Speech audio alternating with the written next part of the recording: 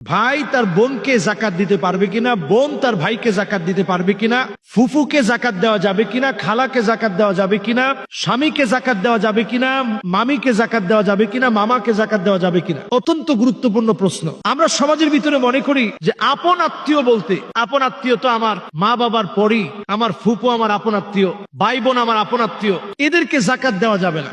আপনি নিজের আপন ভাইকে জাকাত দিতে পারবেন, এক্ষেত্রে জাকাত দিয়েছেন এটা উল্লেখ করারই দরকার নেই যে ভাই তোমার জাকাত দিলাম, এ কথা বলার কোনো প্রয়োজন নেই।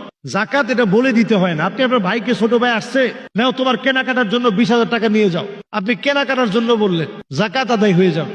আপনার বড় ভাই আসছে, ভাইজান আপনি আসছেন, নেন আপনি 20,000 টাকা নিয়ে যান, জাকাত আদায় হয়ে যাবে। আপনার বোনকে জাকাত দিতে পারবেন, ফুপুকে দিতে পারবেন, খালাকে দিতে পারবেন, মামাকে দিতে পারবেন, সবাইকে দিতে পারবেন, কিন্তু আপনি আপনার দাদাকে জাকাত দিতে পারবেন, আপনি আপনার বাপকে জাকাত দিতে পারবেন না, আপনি আপনার দাদিরে জাকাত দিতে পারবেন না, আপনি আপনার স্ত্রীকে জাকাত দিতে পারবেন না। যদি সৎ দাদি হয় জাকাত দিতে পারবেন, এছাড়া জাকাত দেওয়া যাবে না। আহলে বাইতের পরিবার যারা, নবীর পরিবারের অন্তর্ভুক্ত পরিবার যারা, ওনাদেরকে জাকাত দেওয়া যাবে না। সাইয়্যেদ বংশীয়, ওনাদেরকে জাকাত দেওয়া যাবে না। যে লোক নিজে জাকাত দেয় ওনাকে জাকাত দেওয়া যাবে না। যেমন ধরুন আমাকে কেউ একটা এসে একটা লুঙ্গি দিল যে হুজুর এটা আপনার জন্য আনছি, জাকাতের টাকায় লুঙ্গি এনে উনি আমাকে দিল যে হুজুর এটা আপনাকে আনছি, আপনার জন্য এটা হাদিয়া, কিন্তু উদ্দেশ্য হচ্ছে জাকাতের টাকা দিয়ে এনে তিনি আমাকে দিলেন, এটা জায়েজ হবে না। যিনি জাকাত নিজে দেন উনি জাকাত খেতে পারবে না। স্বামী তার স্ত্রীকে জাকাত দিতে পারবে না, স্ত্রী তার স্বামীকে জাকাত দিতে পারবে না, সন্তান তার বাপকে জাকাত দিতে পারবে না, বাপ তার সন্তানকে জাকাত দিতে পারবে না, দাদা দাদিকে জাকাত দিতে পারবেন না, এমনকি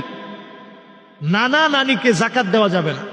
কারণ এরা আসল এবং ফারা, আপনার মূল যারা, বাপের দিক থেকে মূল, মায়ের দিক থেকে মূল, এদেরকে আপনি জাকাত দিবেন না।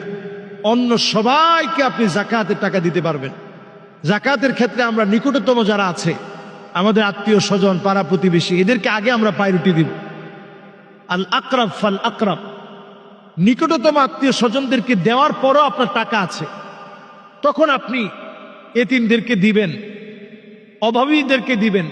এক্ষেত্রে আরো একটা বিষয় বলে রাখা দরকার, লা ইয়াসআলুনান নাসা ইলহাফা, যারা মানুষের কাছে হাত পাততে পারে না, অভাবের তাড়নায় কষ্ট করে। আমি এমনও দেখেছি অনেক অভাবী না খেয়ে থাকে, না খেয়ে রোজা রাখে, কারো কাছে চাইতে পারে না। এমন লোকদেরকে আপনি জাকাতের টাকা দিয়ে ইফতারিও কিনে দিতে পারেন, কোনো অসুবিধা নেই।